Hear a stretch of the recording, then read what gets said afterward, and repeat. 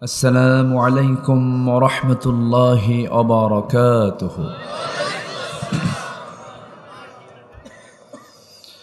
إن الحمد لله الأكرم الذي خلق الإنسان وكرم وعلمه من البيان ما لم يعلم، فسبحان الذي لا يحصى امتنانه باللسان ولا بالقلم. نشهد أن لا إله إلا الله وحده لا شريك له، ونشهد أن سيدنا وحبيبنا ومولانا محمدا عبده ورسوله الذي أرسله بالحق بشيرا ونذيرا وداعيا إلى الله بإذنه وسراجا منيرا. فقد قال الله تعالى في كلامه المجيد وفرقانه الحميد: أعوذ بالله من الشيطان الرجيم. بسم الله الرحمن الرحيم. إن الله وملائكته يصلون على النبي يا أيها الذين آمنوا صلوا عليه وسلموا تسليما. اللهم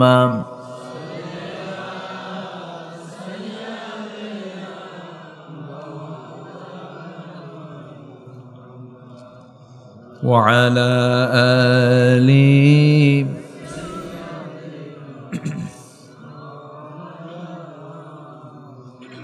সবাই বলুন বালাগাল উলা বিকামালিহি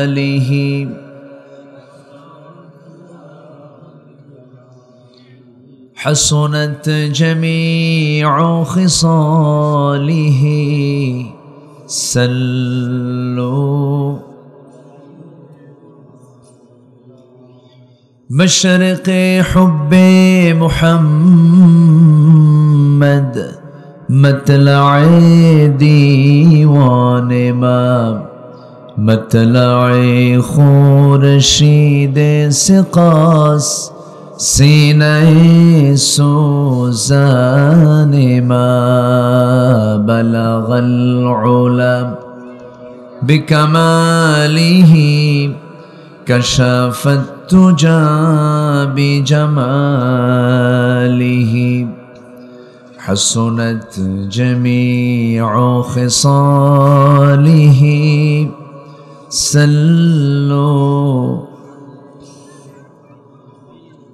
দেশের উত্তরাঞ্চল রংপুর জেলার মিঠাপুকুর উপজেলার খামার মুকিমপুর যুব সমাজ মাহফিল ইন্তেজামিয়া কমিটি কর্তৃক আয়োজিত দিনের বেলা অনুষ্ঠিত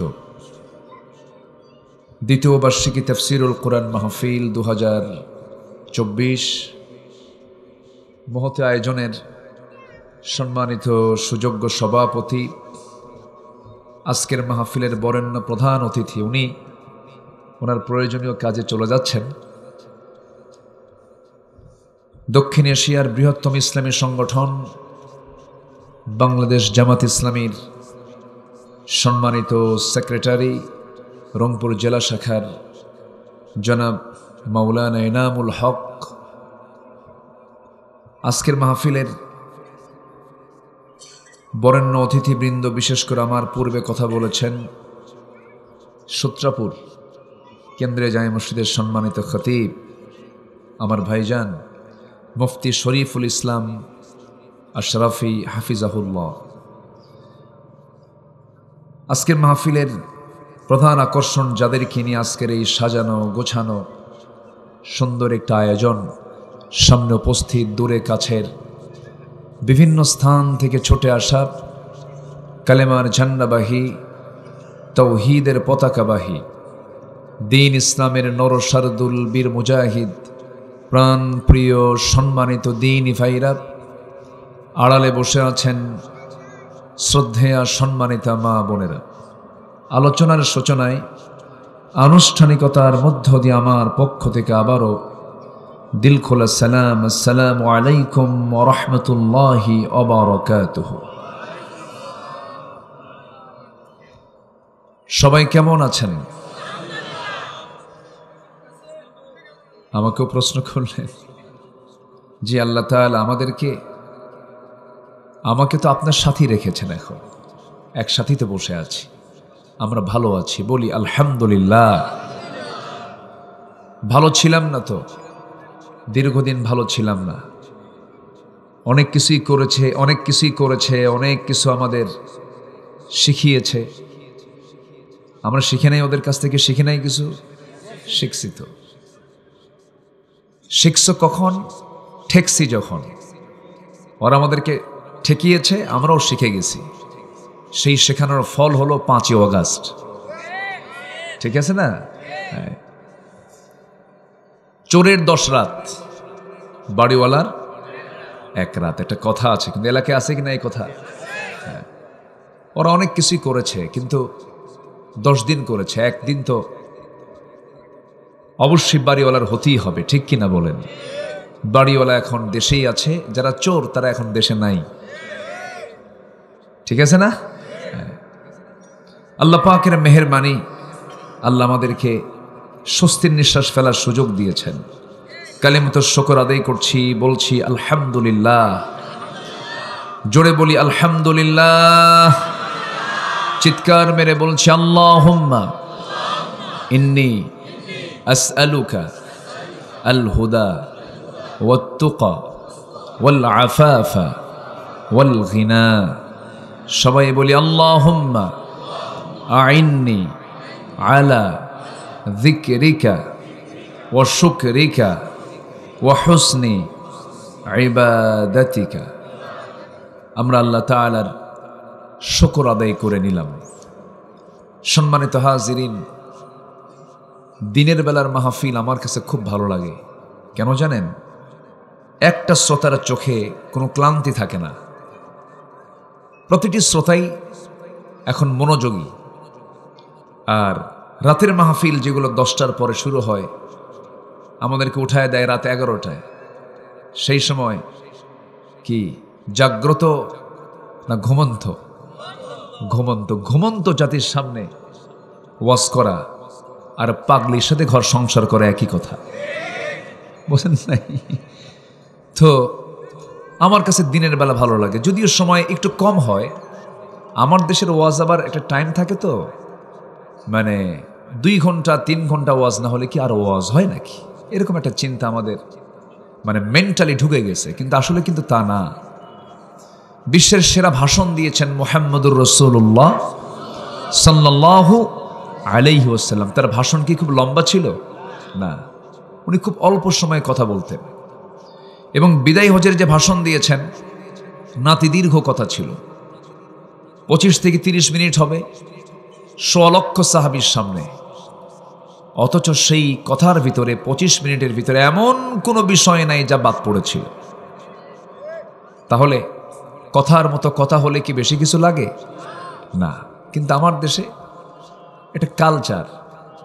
হুজুর এত সহজেই শেষ করলেন, নামাজ না পড়ি, ওয়াজ তো শুনি, বুঝেন নাই? আমার দেশে নামাজের শ্রোতা বেশি না বেনামাজের শ্রোতা বেশি?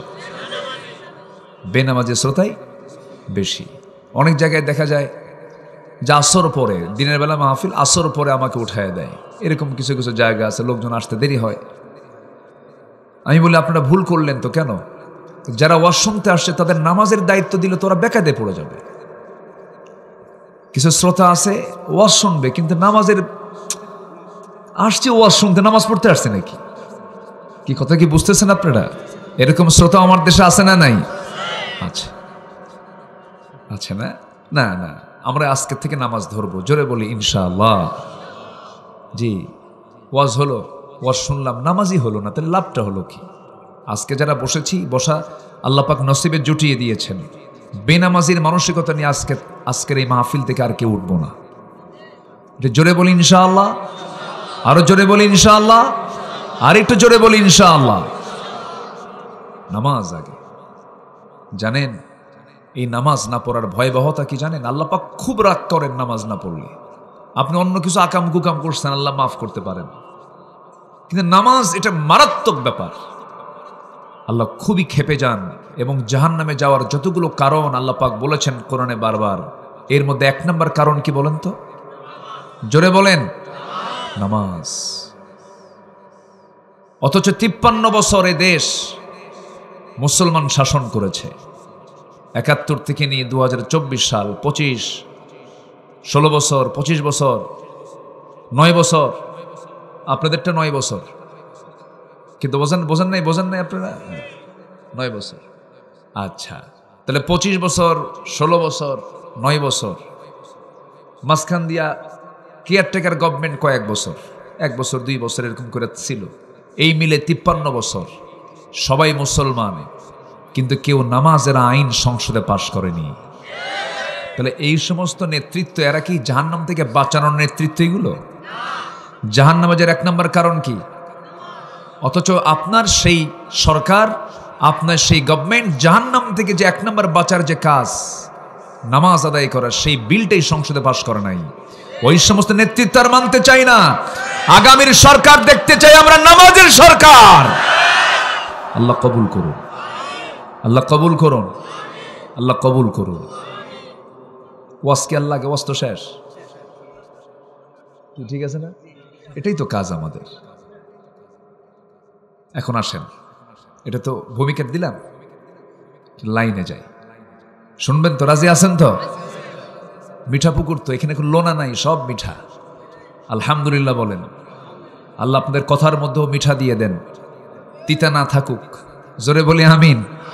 যার কথায় তিতা থাকে সে দাওয়াতি কাজ করতে পারে না। কথার মধ্যে কি থাকতে হবে? মিঠা, কারণ আপনার মিঠার এলাকার মানুষ। আল্লাহ কবুল করুন, আরো জোরে আমিন।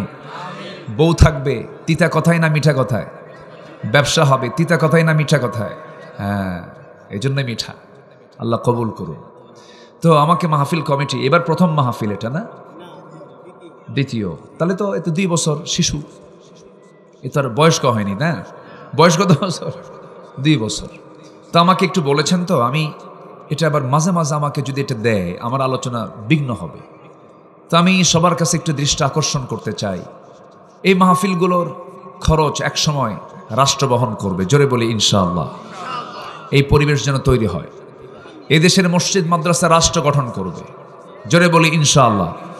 এই পরিবেশটা যেন তৈরি হয়। আপনারা নামাজের সরকার শুধু নিয়ে আসবেন। কিসের সরকার বলেন? কি কথা কি বুঝতেছেন আপনারা? যারা নামাজ আনবে তাদেরকে নিয়ে আসবেন। দেখবেন যে নামাজের জায়গা মসজিদ এমনি হয়ে গেছে, আপনার লাউ আর কুদু বেচা লাগবে না। সম্মানিত ভাইয়েরা, সম্মানিত দ্বীনি বন্ধুগণ, 53 বছর যা পাইনি তা আমরা অগাস্টের পর থেকে কিছু পাচ্ছি, কিছু ফ্লেভার পাচ্ছি। যেমন এই ওয়াজ মাহফিল শুধু বিগত 16 বছর বন্ধ হয়েছিল তা নয়, এর আগেও বন্ধ হয়েছিল। হরতাল করেছে মাহফিলের দিন। 80-র দশকে যারা ক্ষমতার মসনদে ছিলেন তারাও মাহফিল বন্ধ করেছেন। 90-এর দশকে যারা ক্ষমতায় ছিলেন তারাও মাহফিল বন্ধ করেছেন। শুধু এটা 16 বছরের রেকর্ড নয়, এর আগেও বন্ধ হয়েছে। 1999 সালে আমার নামে মামলা হয়েছে, 1999 সালে। আর এই 16 বছর তো কথাই নেই। মাহফিল আমাকে লক্ষ্য করে গুলিও করা হয়েছে। সেক্রেটারি মহোদয়কে পিটায়া মঞ্চ থেকে নেমে তাকে থানায় নিয়ে রিমান্ডে নিয়ে তাকে মামলা দিয়েছে। ওই মাহফিলে তারা পুলিশের লাঠিচার্জ করার পরেও 3 দিন পরে শুনলাম ওই মামলার আমি হলাম এক। বুঝলেন? তো এই হচ্ছে চিত্র। এই চিত্রগুলো আমরা দেখেছি এই 53 বছরই বলা চলে, কিন্তু এই কয়েকটা মাস আমরা একটু আরাম পাচ্ছি, স্বস্তি নিঃশ্বাস ফেলতে পারছি। মাহফিলগুলো আমরা নির্বিঘ্নে কথা বলতে পারছি। বলি আলহামদুলিল্লাহ, জোরে বলি আলহামদুলিল্লাহ। শোনেন, জুলুম টিকসই হয় না, যেখানেই হোক না কেন। আপনি অফিসে জুলুম করবেন, হবে না। বাড়িতে, তাও টিকবেন না আপনি। যেখানেই জুলুম থাকবে সেখানেই অবশ্যই তার পতন আছে না নাই? ফেরাউন পৃথিবীতে বেঁচে ছিল 1600 বছর। কত বছর? 1600 বছর। আর বিগত সরকার এরা ছিল হলো 16 বছর। সংখ্যার যে মিল হলো কেমনে বুঝলাম না, বুঝলেন? একটা মিল কিন্তু হয়েছে সংখ্যার। ওটা ছিল হলো লেডিস, ওটা হচ্ছে ফেরাউন, আর এটা হচ্ছে লেডিস ফেরাউন, ঠিক কিনা? রোগ কিন্তু দুজনের একই ছিল। ফেরাউনের রোগ ছিল হলো ক্ষমতা থাকতেই হবে, ক্ষমতা ছাড়া যাবে না। এদের রোগ কি ছিল?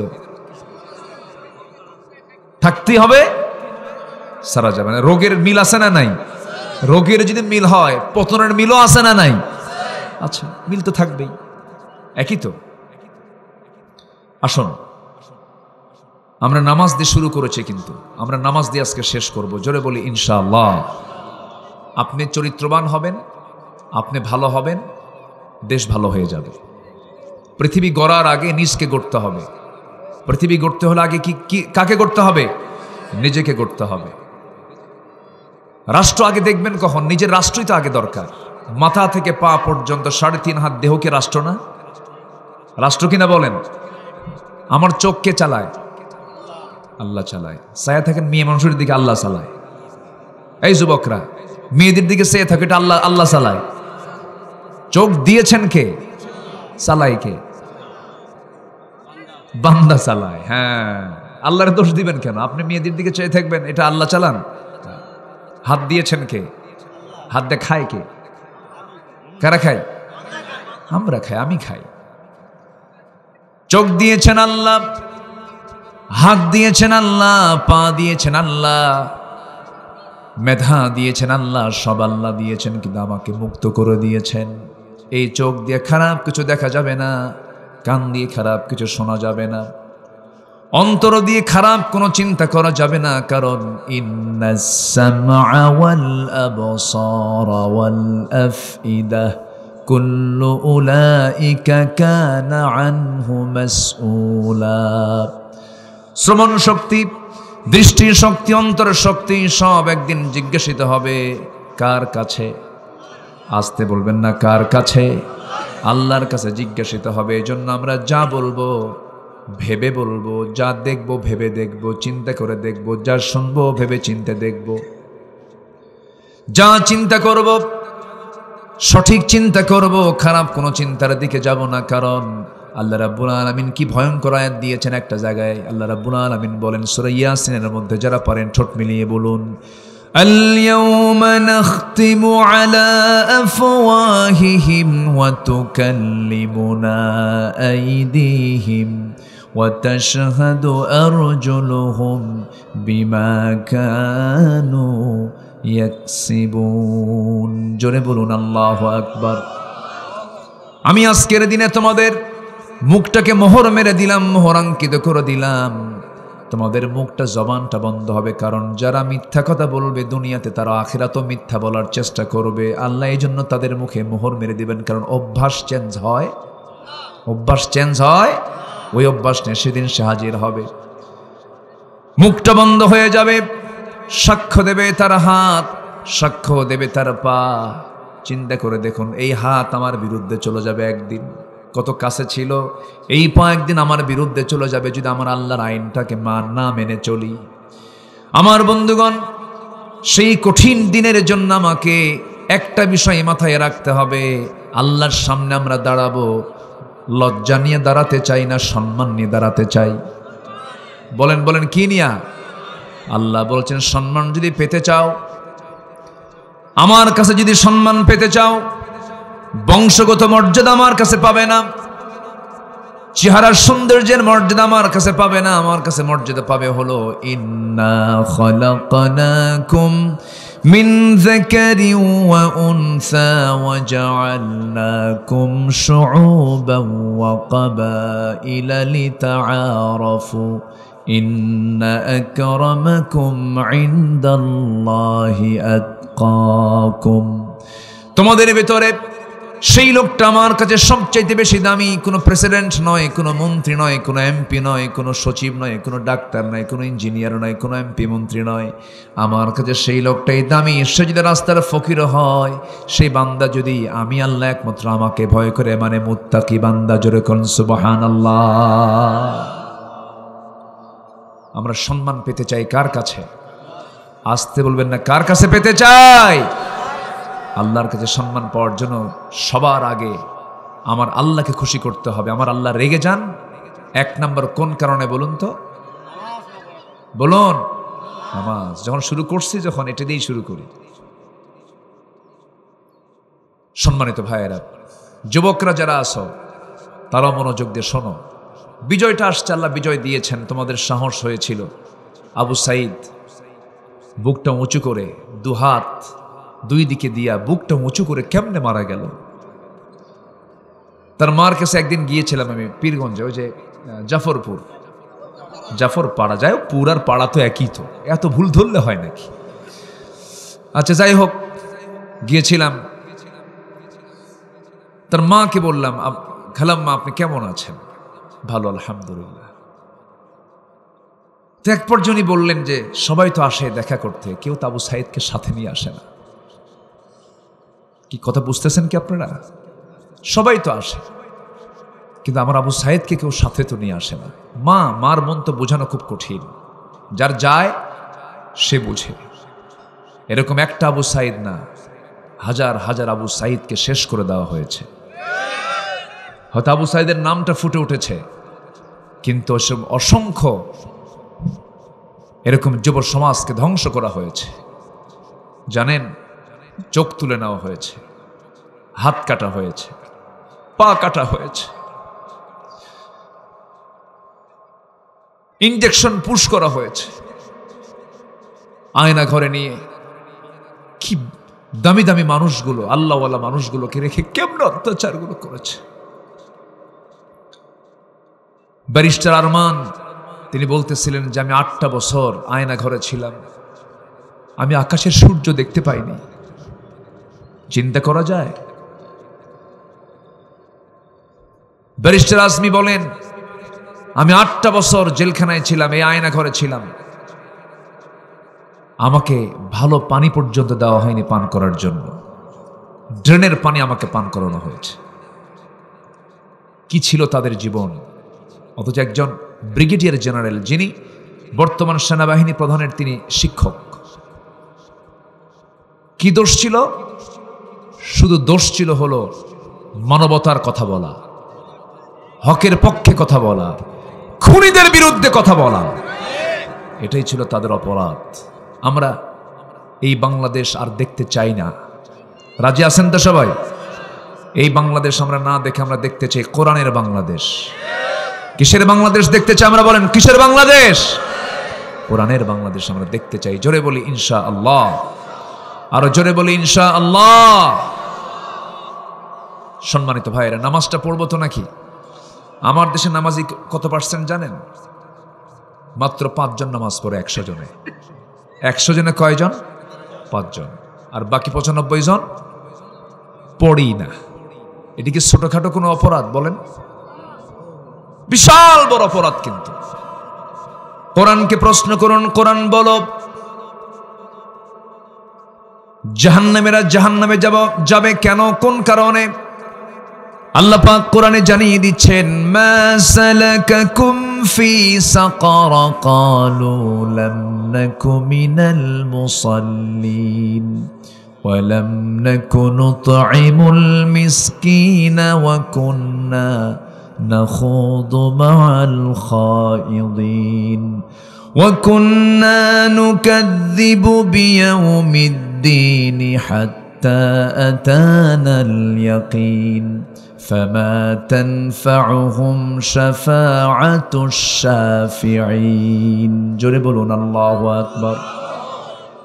জাহান্নামে যাওয়ার 1 নম্বর কারণ হলো নামাজ না পড়া, নাম্বার 2 হলো বান্দার হক নষ্ট করা, নাম্বার 3 হলো সমালোচককারীদের সঙ্গে সমালোচনা করা, নাম্বার 4 হলো বিচার দিবসকে অস্বীকার করা। এই 4টা কারণে বান্দারা জাহান্নামে যাবে। সূরা মুদ্দাসসির আল্লাহ রাব্বুল আলামিন বলে দিয়েছেন। তার 1 নাম্বার কি ছেড়ে দেওয়া? বলেন, কি ছেড়ে দেওয়া?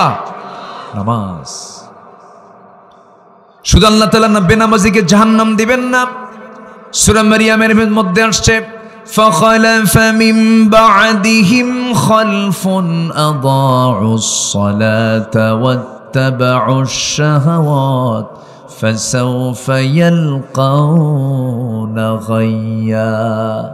নামাজকে যারা নষ্ট করবে আমি আল্লাহ তাদেরকে শুধু জেলখানা নয়, জাহান্নাম নয়। জেলখানার মধ্যে যেমন সেল থাকে, জাহান্নামের মধ্যে কিছু গর্ত থাকবে। ওয়াইল নামক গর্ত আছে, গাই নামক গর্ত আছে। এখানে আল্লাহ রাব্বুল আলামিন বলছেন, নামাজকে যারা ছেড়ে দেবে আমি তাদেরকে গাই নামক গর্তের মধ্যে তাদেরকে ঢুকায়া ছাড়বো। গাই নামক গর্তটা এত ভয়ঙ্কর যে জাহান্নাম পর্যন্ত তার নাম শুনলে জাহান্নামও ভয় পেয়ে যায়। এত ভয়ঙ্কর সেই গর্ত, সেই গর্তের মধ্যে বেনামাজিকে ঢুকানো হবে। জাহান্নামটা তো ভয়ঙ্কর জায়গা। এই যে সূর্য দেখতে পেতেছেন, এই সূর্য পৃথিবী থেকে 13 লক্ষ গুণ বড়। কেউ তো সুবহানাল্লাহ বললেন না। কত লক্ষ গুণ? 13 লক্ষ গুণ পৃথিবী থেকে এই সূর্যটা বড়। আবার এই সূর্যের চেয়েও কিছু তারকা আছে, তারকাগুলো এই সূর্যের চাইতে 30 লাখ গুণ বড়। জলে বলি আল্লাহু আকবার। কোটি কোটি গুণ বড় ওই তারকাগুলো। জাহান্নাম যে প্রস্তুত করা হয়েছে বান্দার জন্য, অবাধ্য বান্দার জন্য, সেই জাহান্নামের গর্তের মধ্যে যদি এই সূর্যকে ফেলে দেওয়া হয়, সূর্যকে যদি ছেড়ে দেওয়া হয়, বাচ্চার মুখে চকলেট ঢুকলে কিছুক্ষণ পর যেমন নিঃশেষ হয়ে যায়, জাহান্নামের গর্তের মধ্যে এই সূর্য যখন ঢুকে দেওয়া হবে, সূর্য এমনই হেরে যাবে। এত ভয়ঙ্কর সেই জাহান্নাম। সেই জাহান্নাম থেকে বাঁচার জন্য আমাকে আপনাকে চেষ্টা করতে হবে। জাহান্নাম থেকে বাঁচার জন্য আমাকে আপনাকে 1000 বার চেষ্টা করতে হবে। নামাজ ছেড়ে দেওয়া যাবে না। আমার দেশে যদি আজকে নামাজ কায়েম হতো 53 বছরে, আজকে 5% নামাজি হতো না, বরঞ্চ 95% নামাজি হতো, 5% বেনামাজি হতো। এটাই তো সংখ্যা, এটাই তো হওয়ার কথা ছিল। কিন্তু আজ পর্যন্ত আমরা এদেশের মুসলমানকে নামাজি বানাতে পারিনি। কি আইন পাশ করেছি আমরা? যে নেতৃত্বে নামাজ নাই, যে নেতৃত্বে ইসলাম নাই, যে নেতৃত্বে পরকাল নাই, যে নেতৃত্বে আমার রাসূল নাই, সে নেতৃত্বের মুখে আমরা জুতা মারি, থুতু মারি। রাজি আছেন কারা কারা? হাত উঁচু করে দেখান।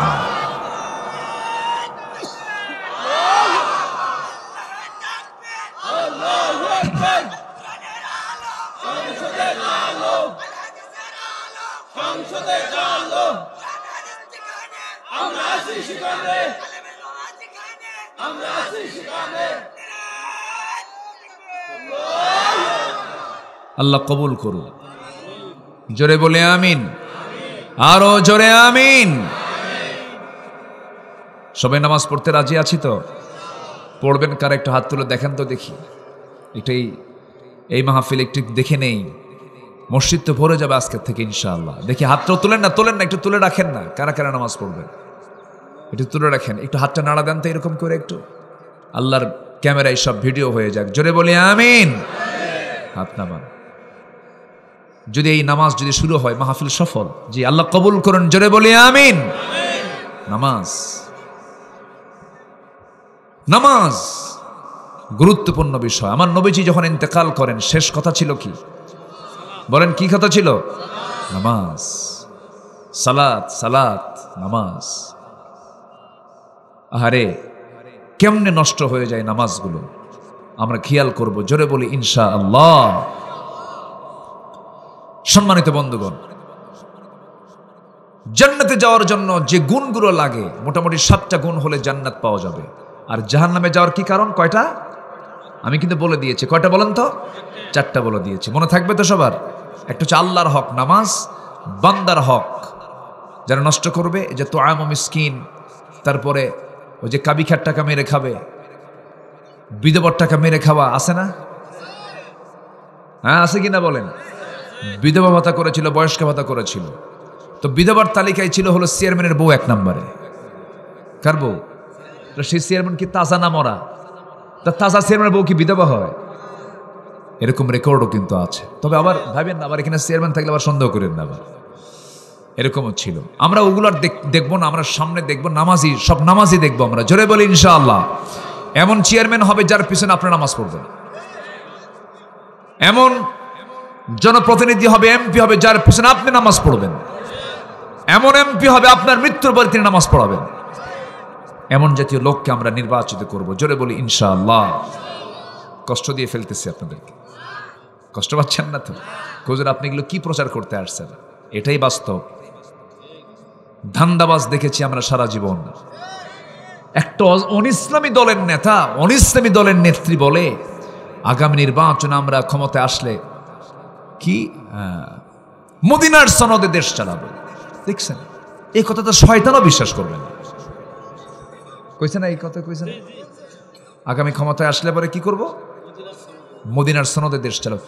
মদিনার সনদ তো না, মোদির সনদে দেশ চালাইছে, মোদির সনদে। ঠিক কিনা?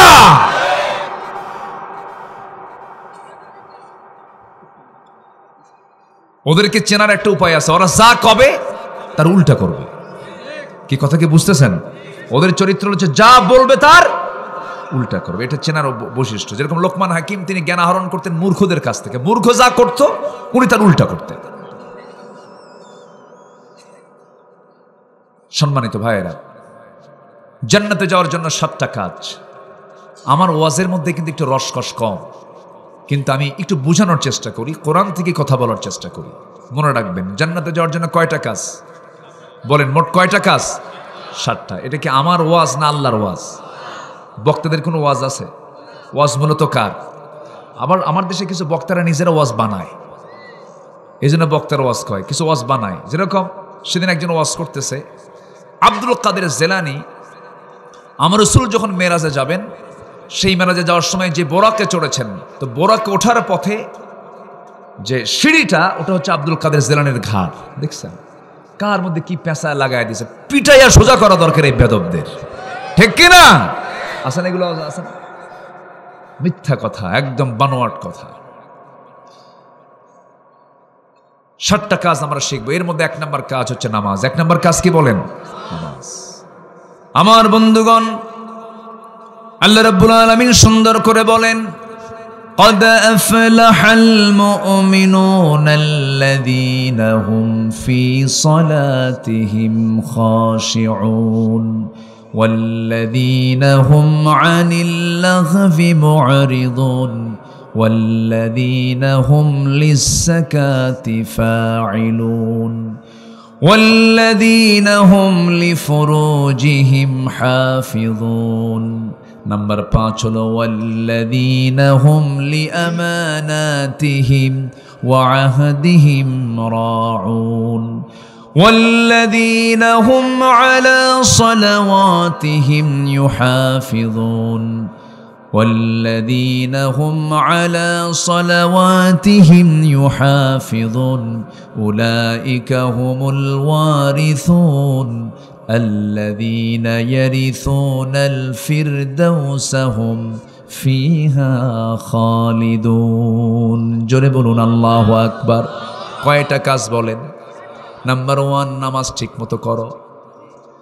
এখানেও নামাজ 1 নাম্বার। বউ যদি নামাজ না পড়ে কি করবেন? কি কয় মায়ের তো ওয়াজ করা কঠিন দেখতেছে। এই প্রথমেই মায়ের।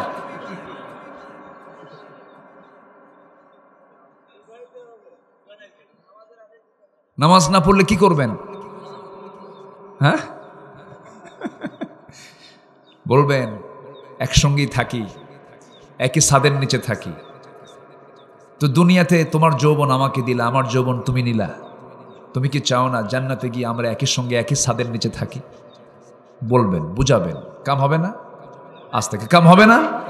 লাঠি দিয়া মারলি থাম, 14 শিখ দেখাবো তোরে, থাম না।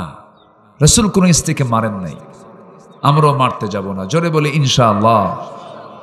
গায়ের শক্তি কার বেশি? স্ত্রীর গায়ে শক্তি বেশি না পুরুষের গায়ে শক্তি বেশি? তো শক্তি বেশি দিছে দেখে মারবেন আপনি না, মেরে শাসন করে আপনি ভালো করতে পারবেন না। আপনি মারতে গেলে তো এটা অসম হলো, অসম যুদ্ধ না, ওর গায়ে শক্তি কম, আপনার শক্তি বেশি। এটা কি অসম? সমান সমান হলে তখন কুল ঘুষি মারা যায়। ও মারলা, আপনিও মারলেন, সে তো দুর্বল, তো তার গায়ে শক্তি কম। এটা যুদ্ধ করতে গেলে কি কি অসম দরকার না সম দরকার? সে তো অসহায়, তারে নিয়ে আসছেন শ্বশুর বাড়ি থেকে, বাপ মা সাইরা থুইয়া, সব থুইয়া। মেয়েদের তো কোনো বাড়ি নাই আসলে, আগে মায়ের বাড়ি থাকে, সেখান থেকে স্বামীর ঘরে আসে, স্বামী যায় আবার ছেলের ঘরে থাকে। মেয়েদের জীবনটা, আমার রাসূল কোনোদিন মেয়ে ছাড়া থাকেন নাই। 3 দিন পার হতো না আমার নবীজি ফাতিমার খবর রাখতেন। সুবহানাল্লাহ বলেন। মেয়েদের প্রতি কখনো অবিচার করবেন না, স্ত্রীকে কষ্ট দিবেন না, মেয়েদেরকে কখনো অবহেলার চোখে দেখবেন না। আমার নবীজি বলতেন, আমার ফাতিমা হচ্ছে আমার কলিজার টুকরা, না দেখলে আমার অশান্তি হয়, কষ্ট হয়। সুবহানাল্লাহ বলবেন না? 3টা দিন পার হতো না বিয়ে দেওয়ার পরেও কাছে কাছে রাখতেন। আমার নবীজি মেয়েকে বিয়ে দিবেন, এক মেয়েকে বিয়ে দিয়েছেন ধনীর সাথে, আরেক মেয়েকে বিয়ে দিবেন অনেক ধনী ধনী সাহাবী আসে। রাসূল বললেন, না, আমার ফাতিমাকে বিয়ে দেব, আমার পছন্দের ছেলেটা এখনো আসে নাই। সবার শেষে আলী যখন আসলেন, রাসূল বলেন, আলী তুমি কিছু বলতে চাও না কি? হুজুর কি যে বলবো নিজেও জানি না। আমার একটা মেয়ে ফাতিমাকে তোমার সঙ্গে বিয়ে দিতে চাই, বিয়ে করবা নাকি? হুজুর দিলে করা যায়। টাকা পয়সা আছে নাকি? হুজুর কিচ্ছু নাই। রাসূল বললেন, কিছু তো থাকতেই হবে হুজুর, এই যে ঢাল, এই যে তরবারি, ঘর নাই, বাড়ি নাই। আমার নবীজি বললেন, যাও ঢালটা বিক্রি করে আসো। বিক্রি করতে গেছেন। সাত সকালে সাইয়েদনা ওসমান জিন্নুরাইন দেখে বলছে, আলী যোদ্ধা কেন বাজারে, কেন কি হয়েছে? ঢালটা বিক্রি করব আমি। কি হয়েছে? আপনার শালীর সাথে আমার বিয়া। কার সাথে? সাইয়েদনা ওসমান খুব খুশি হলেন, ঢালটা কিনে নিলেন, তার হাতে টাকাও দিয়ে দিলেন, যাও তোমার মোহরনার টাকার ব্যবস্থা হয়ে গেল, যাও। কয়েক হাত যেতে না যেতে পিছন থেকে ওসমান জিন্নুরাইন বলছেন, আলী এই দিকে আসো। যোদ্ধার হাতে ঢাল না থাকলে তো মানায় না। ঢাল আমি তোমাকে গিফট করলাম, কারণ কিছুক্ষণ পর তুমি আমার ভাইরা হয়ে যাচ্ছ। পাঠায়া দিলেন নবীর হাতে। সামনে যখন পড়ে গেছেন, ঢাল দেখে বলছে, রাসূল মনে হয় তোমার ঢালটা বিক্রি হয় না। হুজুর বিক্রি হয়ে গেছে। কে নিয়েছে? ঢাল তো তোমার হাতেই দেখছে। হুজুর বিক্রি করছি, টাকাও পাইছে, আবার এটা গিফটও পাইছে। কে? ওসমান। লোক আর খুঁজে পাও নাই। আমি আমার বড় মেয়ে জামাইকে বলতে পারলাম না, তার আগেই তুমি ঢোল পিটে আসছো। আমার নবীর জামাই তো আর ছেঁচড়া জামাই না। আমাদের জামাই হলে তো কাম সারা ছিল। তোর বাপ আমার শালীর বিয়ে ঠিক করে আর আমার খবর দেয় না, ওই বিয়েতে আমি যাব? কি কথা বোঝেন নাই? বোঝেন নাই? এরকম তো ছেঁচড়া জামাই তো আর রাসূল পান নাই। খুব খুশি হলেন।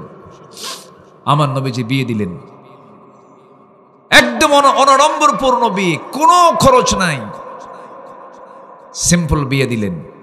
যাওয়ার সময় বললেন, মা যাচ্ছ স্বামীর ঘরে, মৃত্যুর দিন পর্যন্ত যেন একটা নালিশ স্বামীর বিরুদ্ধে না আসে, যাও, এমন স্বামী আমি তোমার দেই নাই। সুবহানাল্লাহ বলবেন না? আর এখনকার মেয়ের বাপরা বিয়ে দিয়া কয়, যা কিছু হলি ফোন দিবি, খাইয়া ফালামো। আসে না? বলেন তো, আসে না? যে ফ্যামিলিতে শ্বশুর বাড়ির প্রভাব বেশি খাটবে, সমস্যা। কি রাগ করতেছেন নাকি কথাগুলো? এই সমস্ত কথার সঙ্গে জীবনের সম্পর্ক আছে না নাই? আছে না নাই? আচ্ছা, মিলায় নিবেন। একদিন পাইছি তো সব কথা তার বলতে পারছি না। আমার নবীজি ফাতিমাকে দারুণ মোহাব্বত করতেন। একদিন বিয়ের পরে আমার নবীর সামনে এসে বলছেন, আব্বা জান, ঘর তো নিজের নাই, ভাড়া ঘরে থাকি। এই যে হাসান হোসাইনগুলো কষ্ট করে, আমি এদেরকে ম্যানেজ করে রান্না বান্না করি, একা সারতে কষ্ট হয়। আব্বু আপনি তো রাষ্ট্রপ্রধান, দেখুন তো একটা খাদেম দেওয়া যায় নাকি, কাজের একটা মানুষ দেওয়া যায় নাকি? রাসূল বললেন, মা এইদিকে আয়। কাছে নিয়ে বলছে, ফাতিমারে শোনো, আমার জুব্বা আমি ধুই, আমার কাপড় আমি ধুই, আমার ঘর আমি ঝাড় দেই, আমার বাড়িতে তুমি কোনো কাজের মানুষ দেখেছ নাকি? না। বিশ্বনবী যদি তার কাজের জন্য কোনো মানুষের প্রয়োজন মনে না করে, তোমারও কাজের মানুষের প্রয়োজন নাই মা, দুনিয়াটাকে ছোট করে ফেলো। আমার মেয়ে মা ফাতিমা, তুমি বাড়িতে যাও, আমি তোমাকে একটা আমল শেখায় দিলাম, সুবহানাল্লাহ, আলহামদুলিল্লাহ, আল্লাহু আকবার 33 বার করে সকাল সন্ধ্যা পড়বে, সমস্ত কাজগুলো আমার আল্লাহ তার জিম্মাদারি হয়ে যাবে। যাও। আবার ওইদিকে ওসমান জিন্নুরাইন, বিশাল বড় ধনী জামাই, সম্পদের কোনো কমতি হতো না। মাঝে মাঝে রাসূলের কাছে এসে বলতেন, হুজুর এত সম্পদ আর আমার ভাল লাগে না, আপনি আমার জন্য দোয়া করেন, টাকা যেন কমে, টাকা যেন। আচ্ছা, এরকম ধনী কি দুনিয়াতে এখনো আছে? কোন ধনী কি কয় যে হুজুর আমার জন্য দোয়া করেন, টাকা যেন কমে যায়? এরকম দোয়া কেউ চায়? এটা আবার কোন ধনী? নবীর কাছে এসে কি কয়? টাকা যেন কমে। আমার নবীজি বলেন, ওসমান টাকা কমার জন্য দোয়া করতেছ, কিন্তু ওসমান আমি তোমাকে একটা প্রশ্ন করব। কি প্রশ্ন? তুমি যখন খাইতে বসো তোমার খাওয়ার আদবটা আমি একটু জানতে চাই। তিনি বলেন, হুজুর শুধু মাটিতে কেন, উটের পিঠেও যদি দাঁড়ানো অবস্থায় যদি খাই কোনো কিছু, সেই সময় আমার উটের পিঠ থেকে খেতে নিয়ে যদি কোনো দানা, একটা দানাও যদি উটের পিঠ থেকে পড়ে যায়, পিছলা যদি পড়ে যায়, সেই সময় আমি চলন্ত উটটা থামায়া দিয়া, বসায়া দিয়া ওই দানাটা আস্তে করে তুলে নিয়ে ধুয়ে মুছে সেটা খেয়ে নেই, নষ্ট করি না। রাসূল বললেন, ওসমান তোমার সম্পদ তো কমা দূরের কথা, আরো তুমি বিপদে পড়বা, আরো বাড়বে তোমার সম্পদ। আল্লাহু আকবার বলেন। সম্পদ কম হলেও সমস্যা নেই, সম্পদ বেশি হলেও সমস্যা নেই। সমস্যা হচ্ছে আমার ম্যানেজমেন্ট, বন্টন, আমার বন্টন ঠিক আছে কিনা। আল্লাহু আকবার বলেন। গরিবেও সমস্যা নেই, ধনীতেও সমস্যা নাই। আমাদের মধ্যে কিছু রং কনসেপ্ট আছে, খালি ফকির হও না। সম্পদকে চোরদের হওয়া দরকার না, আল্লাহওয়ালাদের হওয়া দরকার। আমাদের সম্পদ কাদের বেশি? বলেন, আমাদের সম্পদ কাদের বেশি? চোরদের। এটাই তো বিপদ। কষ্ট পাচ্ছেন নাকি আমার বন্ধুগণ? এক নাম্বার হলো নামাজ। নামাজ ছাড়া যাবে না। নবীজি দুনিয়া থেকে বিদায় নেবেন, বিদায় লগন যখন চলে এসেছে, আমার নবীজি বিছানায় কাতরাচ্ছেন। রবিউল আউয়াল মাস। আমার নবীজি একজন স্ত্রী ঘরে তিনি পছন্দ করলেন, যে স্ত্রী ঘরে এখনো তিনি দাফন হয়ে আছেন, তার কবরটা সেখানে আছে। কোন মায়ের ঘর বলেন তো? সবাই তো জানেন, আলহামদুলিল্লাহ, আম্মাজান আয়েশা সিদ্দিকা রাদিয়াল্লাহু তাআলা আনহা, সেই ঘরেই তিনি শুয়ে আছেন। আল্লাহ তুমি সবাইকে সেখানে গিয়ে সালাম দেওয়ার তৌফিক দাও। এত আস্তে আমিন বললেন, জোরে বলেন না ভাই, আমিন। কি যে প্রশান্তি লাগে নবীর কবরের সামনে দাঁড়ায় গেলে। কত যে আপন আমাদের, কত যে আপন। পৃথিবীর সবচেয়ে আপন জন হচ্ছে আমার মুহাম্মদ সাল্লাল্লাহু আলাইহি ওয়াসাল্লাম। যাবেন না কেন? নিয়ত করবেন। এক রিকশাওয়ালা, আমি হজে গেছি 2015 সালে। এক রিকশাওয়ালা ভাই আমাকে দেখে জড়ায় ধরছে, বাড়ি হলো যশোর। জড়িয়ে ধরে বলল, আমি আপনার খুব ভক্ত, আমি আপনার ওয়াজ শুনি। আপনি কি করেন? রিকশা চালাই। হজে আসলেন কেমনে? একটানা 15 বছর আমি দিন 50 টাকা করে জড়ো করেছি। আল্লাহু আকবার বলবেন না? ইচ্ছা থাকলে উপায় হয়। চলে গেছে হজে, আল্লাহ কবুল করুন। জোরে বলি আমিন। সম্মানিত ভাইয়েরা, আম্মা জান আয়েশার ঘরে তিনি গেলেন। বলেন, আয়েশা আজান তো দিচ্ছে, কিন্তু আমার শরীর তো নড়ে না, পারতেছি না, জামাতে নামাজ পড়তে পারবো না। তুমি আমার প্রিয় সাহাবী, তোমার আব্বাকে বলো আমার মুসাল্লায়, মানে রাসূল বুঝায় দিলেন আমার পরে খলিফার দায়িত্ব পালন করবে আমার আবু বকর। তাহলে নেতৃত্ব আসবে বেনামাজি থেকে না নামাজি থেকে? বেনামাজি থেকে না নামাজি থেকে? তাহলে নিজেরা নামাজ পড়বো, নামাজি নেতৃত্ব গড়ে তুলবো। মনে থাকবে সবার, বেনামাজি আর বিড়ি খাওয়া, গাঁজা খাওয়া, মদ খাওয়া, এই নেতৃত্বের মুখে আমরা থুতু মারবো। দেখেছি আমরা, সব দেখা শেষ। আর দেখতে চান, আর ঠকতে চাই না। আমার নবীজি সুন্দর করে বললেন, তোমার আব্বাকে বলো। শুধু মুসাল্লায় আমার নবীর জায়গায় সাইয়েদনা আবু বকর দাঁড়ায় গেছেন। সব সাহাবী হাউমাউ করে কান্দে, সাহাবীরা কাঁদতেছে। সাহাবীদের কান্না দেখে আমার নবীজি আওয়াজ শুনে বলছেন, আমার আয়েশা, আমার প্রাণপ্রিয় সাহাবীরা কান্দে, আমি তো মুসাল্লায় দাঁড়াতে পারলাম না, নামাজ তো শুরু হয়ে গেছে, আমাকে একটু ধরো। আমার নবীজিকে ধরে আম্মা জান আয়েশা তাকে ধরে নিয়া জানালার কাছে গিয়ে দাঁড়ালেন। সাহাবে কেরাম নামাজ পড়তেছে, আমার নবীজির কোনা বেয়ে বেয়ে টপ টপ করে পানি পড়তেছে। নবীজির চোখের পানিগুলো আম্মা জান আয়েশা বারবার মুছে দেন আর বলছেন, আব্বা আপনি কান্দেন কেন? আপনার সাহাবীরা তো নামাজ পড়ে।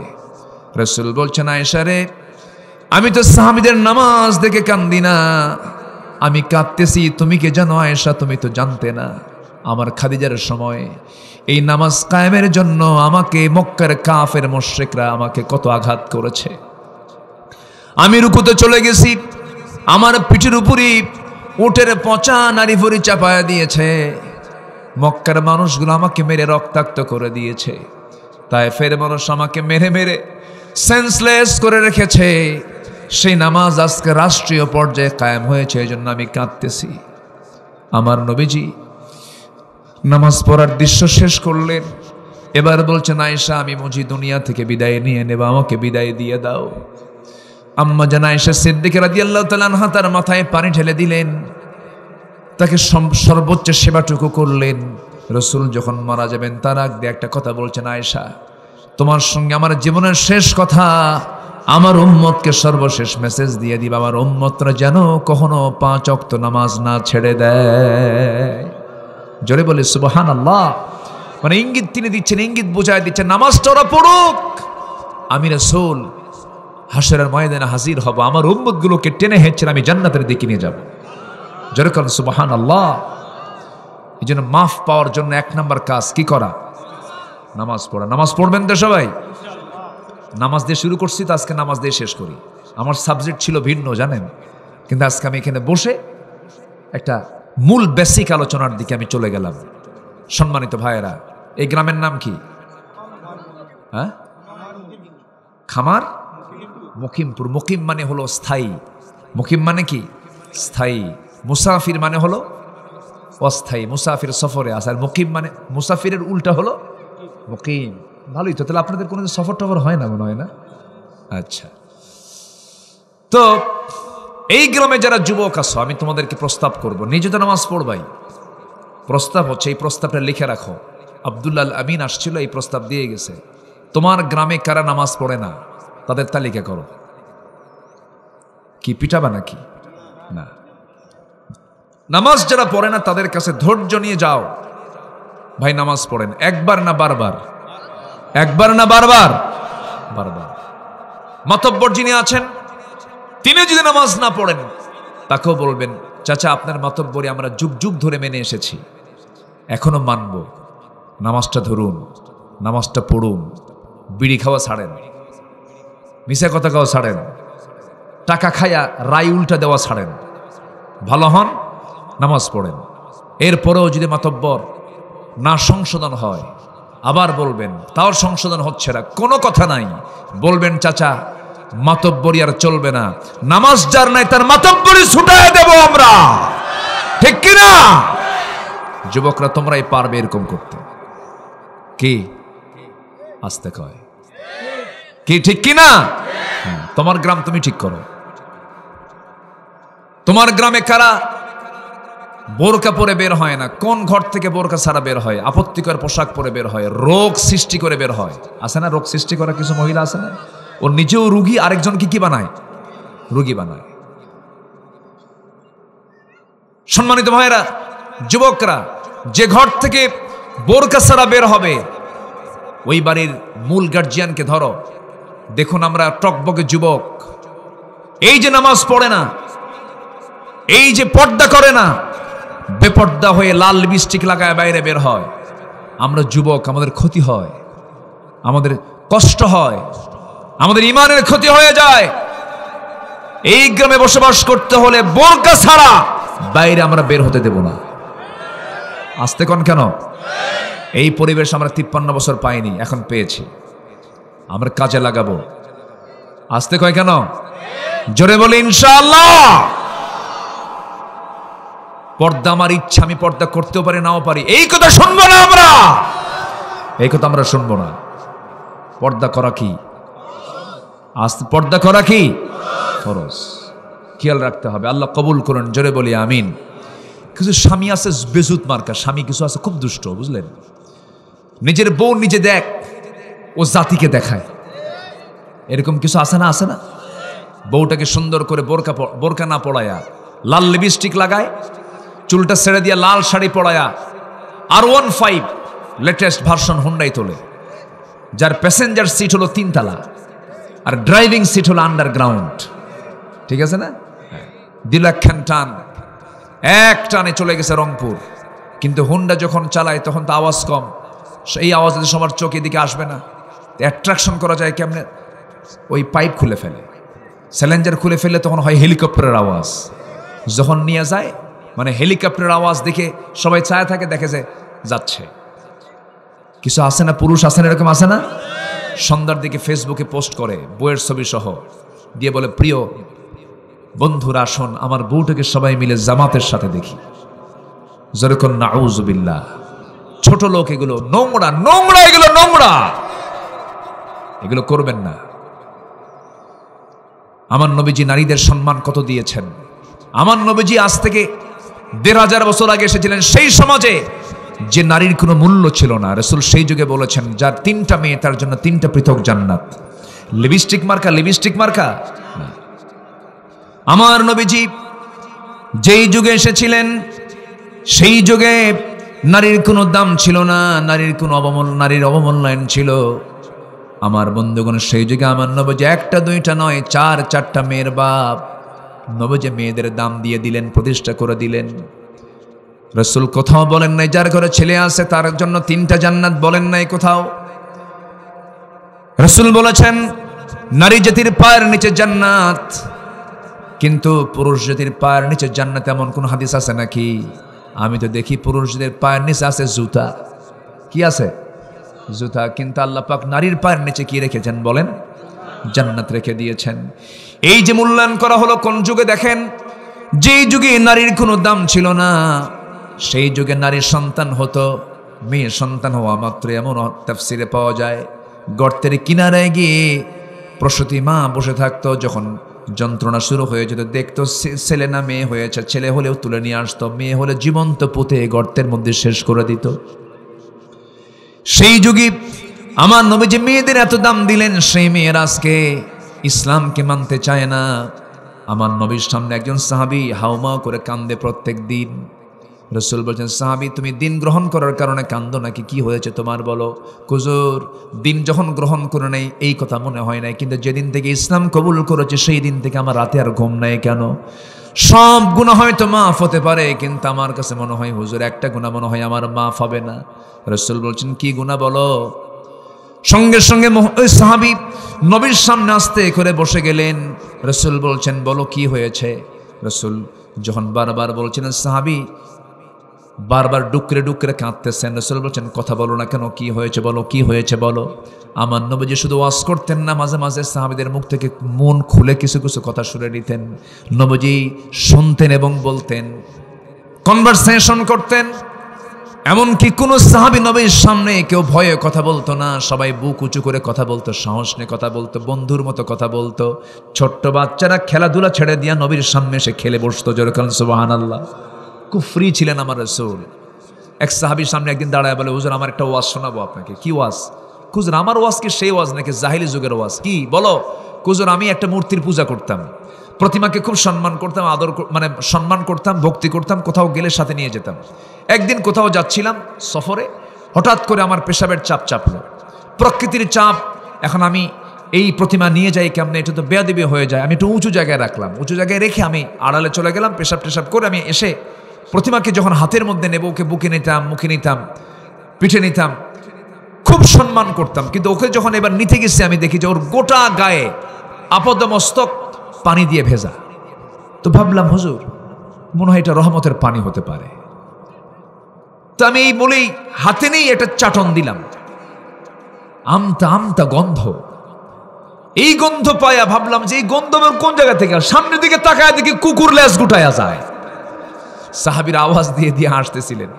আমার নবী যে মুস্কি মুস্কি হাসি মেরে বলেন, এরপরে কি আসল কথা কও? সুবহানাল্লাহ বলবেন না? আমার নবী যে শুনতেছেন খুব ডিপলি মনোযোগ দিয়া।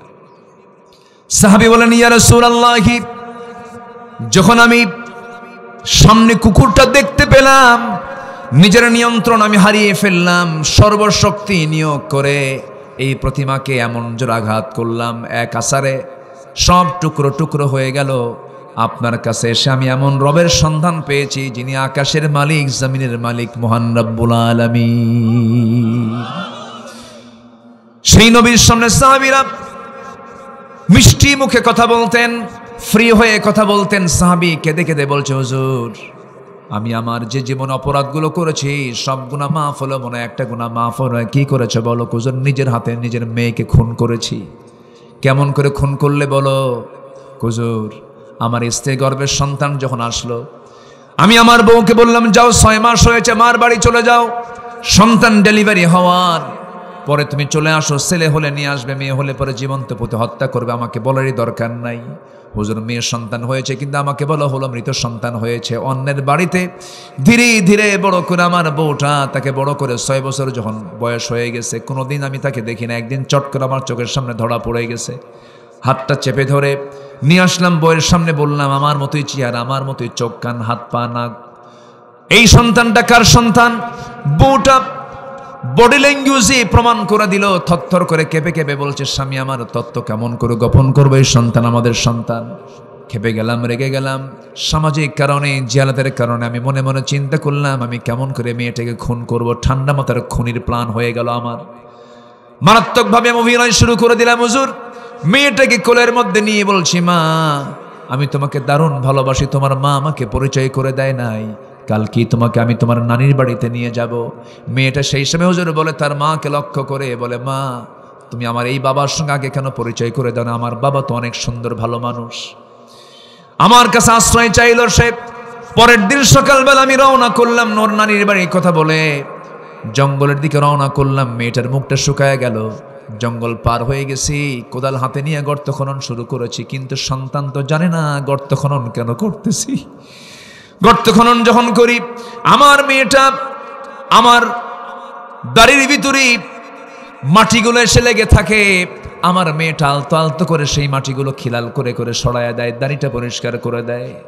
আমি যখন কোদাল মারতেছিলাম, ঘামগুলো দিয়ে আমার শরীর ঘেমে যাচ্ছিল, গড়ে গড়ে ঘামগুলো পড়তেছিল। আমার মেয়েটা গামছা দিয়া ঘামগুলো মুছে মুছে দিয়ে বলে, বাবা গর্ত খনন কেন করছো? তুমি কি আমাকে আমার নানার বাড়িতে নিয়ে যাবা না?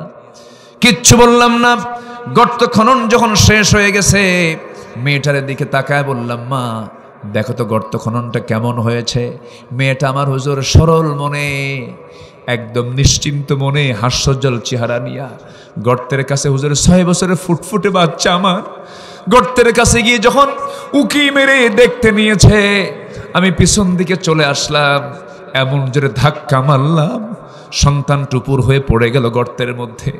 চোখের সামনে ভাসতেছে হুজুর, হাত দুইটা চিত হয়ে হাত দুইটা এক জায়গায় করে বলতেছে, বাবা বুঝতে পেরেছি মার কথাই সত্য, তুমি আমাকে এই জায়গায় কেন আনছো? বাবা আমাকে মেরে ফেলবা, তুমি আমাকে মেরে ফেলার জন্য এখানে নিয়ে আসছো। বাবা একটাবার তোমার কাছে প্রাণ ভিক্ষা চাই, প্রয়োজনে ভিক্ষা করে খাবো, তোমার সামনে আমি চেহারা কখনো দেখাবো না। আমার নবীজি কথাগুলো শুনতেছিলেন, আমার নবীজি কথাগুলো শুনতে শুনতে তিনি অবাক হয়ে গেলেন। এরপরে সাহাবী বলেন, হুজুর দিলের মধ্যে চুল পরিমাণ মায়া কাজ করলো না। হাতের মধ্যে পাথর নিলাম, পাথর নিয়ে তার কলিজা বরাবর একটা আঘাত করলাম। একটা পাথর যখন মেরে দিলাম, ফিঙ্কি দিয়ে রক্ত দরদর করে পড়া শুরু হলো। আব্বা আব্বা বলে চিৎকার করে ডাকতেছে, কোনো জবাব আমি দিলাম না। মাটি চাপা দিয়ে, পাথর চাপা দিয়ে জনমের মতো আমি তাকে শেষ করে দিলাম। হুজুর আজকে কয়েকটা দিন যাবত ইসলাম কবুল করেছি। রাতের বেলা যখনই ঘুমোতে যাই, আমার মনে হয় যেন আমার সন্তানটা বারবার আব্বা আব্বা বলে ডাকতেছে। এই বারবার এই কথাটা মনে হচ্ছে, হুজুর এই গুনাহ বুঝে আমার মাফ হবে না। রাসূল বলছেন, সাহাবী তুমি কি জানো আমার আল্লাহর দয়াটা কত বড়? ইসলাম কবুল করার কারণে তোমার এই গুনাহ তোমার জীবন থেকে আল্লাহ পাক সাফ করে দিয়েছেন। জোরে কোন সুবহানাল্লাহ। আমার ভাইরা, মানুষ কত অসভ্য ছিল, বর্বর ছিল, কত নিষ্ঠুর ছিল, সেই নিষ্ঠুর মানুষগুলোকে পরিবর্তন করে দিয়েছেন আমার রাসূল একমাত্র কি দিয়া? সেই কোরআন আমার দেশে কায়েম হোক। সবাইকে চান? সবাইকে চান? চান কারা কারা দুহাত উঁচু করে দেখান মুসলমান।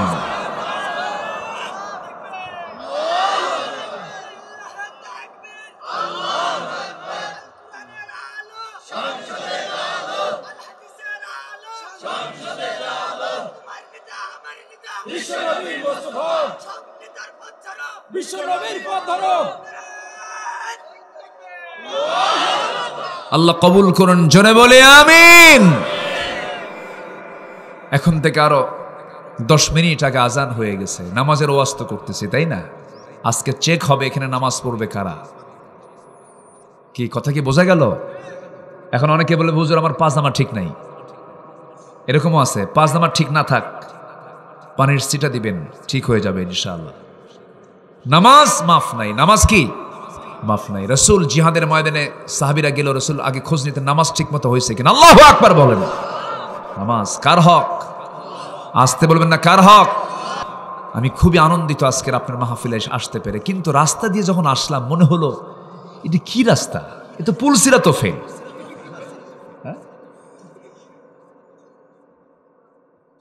জনপ্রতিনিধি যারা আছেন তাদের দৃষ্টি আকর্ষণ করছি, এই যুগে এসেও যদি এই রাস্তার যদি বেহাল দশা হয় তাহলে কি হলোটা কি বলেন তো? কাজ হওয়া দরকার। কি কাজ হওয়ার দরকার আছে না নাই? আচ্ছা, আমরা সুষ্ঠুভাবে কাজগুলো চাই। আমরা কষ্ট তো অনেক কষ্ট। এই রাস্তা দিয়ে যদি কোনো মানে প্রসূতির মহিলা যদি ডেলিভারির জন্য যদি মিঠাপুকুরের দিকে যদি রওনা দেয়, রাস্তাই হয়ে যাবে সব কিছু। কঠিন রাস্তা তো চাচা, হ্যাঁ খুব জটিল। আল্লাহ তুমি এলাকার ভাইদেরকে নিরাপদে রাখো, ভালো রাখো, জোরে বলি আল্লাহুম্মা আমিন। আরো জোরে আল্লাহুম্মা আমিন। নামাজ পড়তে রাজি আছেন তো? নামাজ নষ্ট হবে কারো? আল্লাহ কবুল করুন। সম্মানিত ভাইয়ের, আজান আর 10 মিনিট আগে হয়ে গেছে। নামাজ আজান যখন হয়ে যায়, আজানের পরে আর কোনো কাজ জরুরি হয় না। আজানের পরে কি কাজ জরুরি বলেন? কি কাজ জরুরি বলেন? নামাজ। আরো দোয়া করতে করতে আরো 8-10 মিনিট, উজু করতে করতে আরো 15 মিনিট চলে যাবে। আমরা এখন সোজা যতটুকুন শুনেছি, আমার মনে হয় আমার এই আলোচনা যদি কারো জীবনে যদি এটা রেখাপাত করে, যদি বাস্তবায়িত হয়ে যায়, জান্নাত যাওয়ার জন্য আর কিচ্ছু লাগবে না। বলি আলহামদুলিল্লাহ। বসুন, আমরা এখন চাইবো কার কাছে? সবাই বলে সুবহানাকাল্লাহুম্মা ওয়া বিহামদিকা আশহাদু আল্লা ইলাহা ইল্লা আনতা আস্তাগফিরুকা ওয়া আতুবু ইলাইকা। নামাজের মতো করে বসি, আমরা নামাজের মতো করে বসি। জি, সভাপতি মহোদয়কে মাহফিলের, জি আমরা এখন দোয়ার দিকে যাব। চাইবো কার কাছে? আল্লাহর কাছে আমরা চাবো। আমার সাদ্দাম ভাই কই আছেন? সাদ্দাম তো নাই, সাদ্দাম তো শহীদ হয়ে গেছে, অনেক আগে মেরে ফেলছে না? ঈদের দিন মারছে। কিসের দিন বলেন? ঈদের দিন মেরেছে। ওরা একে একে পৃথিবীর কোনো মুসলিম নেতাকে রাখে নাই। ওদের প্ল্যান বড় ষড়যন্ত্র। আমাদেরকে খুব সজাগ থাকতে হবে। আমার দেশকে নিয়ে কিছু শকুনরা খুব লাগছে উঠে পড়ে। শকুনদের বদনজর আমাদের মোকাবেলা করার দরকার আছে না নাই? সতর্ক থাকবো আমরা। আল্লাহ সবাইকে বুঝার তৌফিক দান করুন, জোরে বলি আমিন। আসুন আমরা দোয়া করি, আমরা আল্লাহর কাছে চাবো, আল্লাহর কাছে চাবো আল্লাহ যেন আমাদের সকলের গুনাহগুলোকে মাফ করে দেন। জি, আল্লাহুম্মা আমিন। রব্বানা যালামনা আনফুসানা ওয়া ইল্লাম তাগফির লানা ওয়া তারহামনা লানাকুনান্না মিনাল খাসিরিন। মিষ্টি বিকেল গধূলি বেলা হাজারো মুসলমান নরনারী নিয়া তোমার কালামের 2-3টা আয়াতকে সামনে রেখে জাহান্নামে যাবার কারণ, জান্নাতে যাওয়ার কাজগুলো কি কি, এই বিষয়ে কিছু কথা বলেছি। নামাজ কেন্দ্রিক কিছু আলোচনা করেছি। নারীদের অধিকার নিয়ে কিছু কথা বলেছি। কাঙ্গাল ফিকারির মতো 2টো হাত পেতেছি। আল্লাহ গুনার দিকে নজর দিও না, বান্দা মনে করে তামাম জিন্দেগির গুনাহগুলোকে মাফ করে দাও। জনম দুঃখিনী মা, জনম দুঃখী বাপজান যারা চলে গেছেন, জিন্দেগির গুনাহগুলো মাফ করে দাও। কবরগুলোকে জান্নাতের টুকরা বানাইয়া দাও। সবাই চক্ষু বন্ধ করুন, হাত একটু উঁচু করুন। আব্বা আম্মার জন্য আল্লাহ শেখানো দোয়া পড়ে আওয়াজ দিয়ে সবাই বলুন রব্বির হামহুমা কামা রব্বায়ানি সগীরা। রব্বির হামহুমা কামা রব্বায়ানি সগীরা। আল্লাহ তাআলা বিশেষ করে মাহফিলটার আয়োজন করলেন যারা, শোনার জন্য দূর দূরান্ত থেকে কষ্ট করে আসলেন যারা, বিনিময়ে কিয়ামতের কঠিন ময়দান যেদিন কেউ কাউকে চিনবে না, সেই কঠিন মুসিবতের দিনে মাহফিল সবার জন্য নাজাতের মাধ্যম তুমি আল্লাহ বানাইয়া দিও। তোমার বান্দাগুলো কিনে হাত তুলেছি, গধূলি বেলা মিষ্টি বিকেলে তোমার বান্দাদের যার যা চাওয়া তুমি আল্লাহ পাওয়া করে দিও। আশপাশে কত কবরবাসী শুয়ে আছেন, কবরের সমস্ত আযাবগুলোকে মাফ করে দাও, কবরগুলোকে জান্নাতের টুকরা বানায়া দাও। মুকিমপুরের প্রত্যেকটা ঘরকে ইসলামের দুর্গ বানায়া দাও, ঘরে ঘরে খালিদ বিন ওয়ালিদ পয়দা করে দাও। আম্মাজান আয়েশা সুমাইয়ার মতো চরিত্রবতী মা তুমি আল্লাহ বানায়া দাও। দুনিয়া থেকে কোন দিন বিদায় নেব জানি না, ডান হাতে আমলনামা না আসা পর্যন্ত মরণ দিও না। বাবা গেল, মা গেল, দাদা গেল, দাদি গেল, নানা গেল, নানি গেল, বন্ধু বান্ধব সবাই চলে গেছে অনেকের। আয় আল্লাহ তাআলা তোমার কাছে ফরিয়াদ করে ডান হাতে আমলনামা না আসা পর্যন্ত মরণ দিও না। কোন দিন মরে যাবো রে জানি না, তবে যেদিন মরে যাব সেদিন টান মেরে ঘর থেকে বের করে দেবে। জীবনের শেষ গোসলটা হয়ে যাবে, মরামক সব দেখে দেখে চলে যাবে, কবরের দিকে নিয়ে চলে যাবে, কবরের সহায় দেবে, বাঁশ চাপা দেবে, মাটি চাপা দেবে। 24 ঘন্টা যাবে না, মাথার চুলগুলো খসে খসে পড়বে। 3 দিন যাবে না, চামড়াগুলো গলে গলে পোকার পেটের খাবার হয়ে যাবে। মাত্র 7টা দিন পেটের নারী ভরি সব চোখ মুখ কান নাক দিয়ে বের হওয়া শুরু হয়ে যাবে, চেহারা বিকৃত হয়ে যাবে, চেনা যাবে না। 3 মাসের পর যদি কবর খনন করে দেখা হয়, কয়েকটা হাড় ছাড়া কিচ্ছু থাকবে না রে। এই তো দুনিয়ার জীবন। মাথার চুলে শ্যাম্পু দিলাম, কাজ হলো না। গায়ের চামড়ায় তেল সাবান কত কি লাগালাম, কোনো কাজ হবে না। আয় আল্লাহ তাআলা তোমার কাছে ফরিয়াদ করে সে অন্তিম সময় যখন চলে আসবে, জবানে জারি করে দিও লা ইলাহা ইল্লাল্লাহু মুহাম্মাদুর রাসূলুল্লাহ।